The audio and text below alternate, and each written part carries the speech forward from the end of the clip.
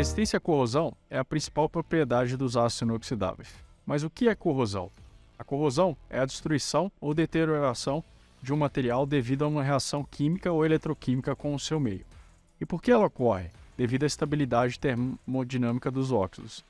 Em geral, toda corrosão é uma oxidação, mas nem toda oxidação é uma corrosão. Por exemplo, a formação do filme passivo é uma oxidação e não uma corrosão. Um dado importante, conforme a empresa norte-americana CC Technologies, avaliou que entre 1 e 5% do PIB dos países é consumido pela corrosão. Só para você ter uma ideia dos custos associados à corrosão, em 2015 a corrosão custou 236 bilhões ao Brasil, algo em torno de 4% do PIB em 2015, com base nesse estudo, aferiu a entidade internacional com apoio da USP. Isso ressalta a importância dos aços inoxidáveis como escolha no combate à corrosão. A importância da resistência à corrosão pode ser ilustrada nessa figura do pia de concreto construído em progresso no México.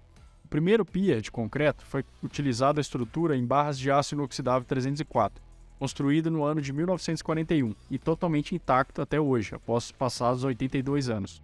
Já o segundo pia de concreto, construído em estruturas em barras de aço carbono no ano de 1969, 28 anos depois da construção do primeiro pia, e totalmente corroído.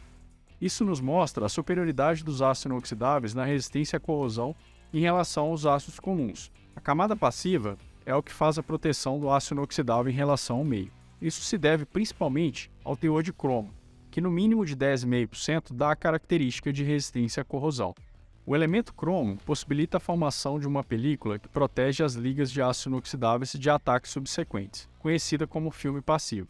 E esse fenômeno, pelo qual o metal ou liga deixam de ser corroídos, quando termodinamicamente deveríamos esperar o contrário, é conhecido como passividade. Importante relembrar que, além do cromo, outros elementos melhoram a resistência à corrosão. São eles o níquel, molibdênio e nitrogênio, alternando a influência de acordo com o tipo de corrosão. Quando comparamos o aço inox com o aço carbono comum, conseguimos visualizar diferenças. São elas: no aço carbono, a formação do óxido é diferente e inicialmente já é visualizada a olho nu.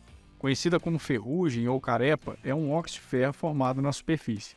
Já o aço inox tem a formação da camada passiva devido ao teor mínimo de 10,5% de cromo. Essa camada invisível a olho nu é que faz a proteção do material. Existem diversos tipos de corrosão existentes nos aços inoxidáveis. São elas: generalizada, por pits, frestas, galvânica, intergranular, atmosférica, sob tensão e microbiológica. Agora, com o nosso especialista, você irá conhecer um pouco mais sobre corrosão no detalhe.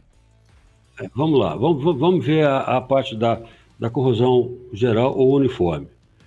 Esse tipo de corrosão, né, ele acontece normalmente quando o material vai perdendo espessura, vai perdendo material, vai afinando, vai perdendo material, vai afinando, e chega no ponto que ele não tem resistência mecânica mais e acaba falhando.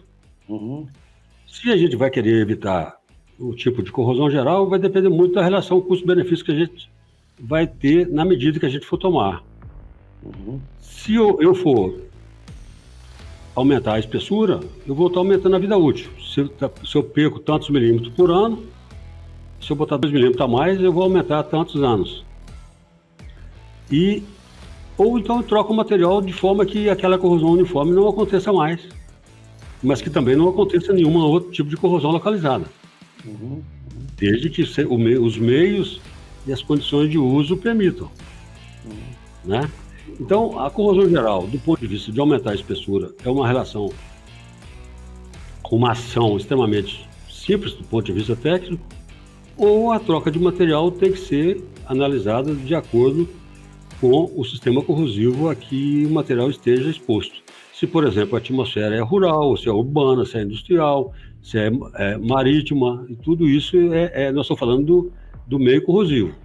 Tá certo. E tem marítima, por exemplo, que é em ambiente frio e ambiente quente.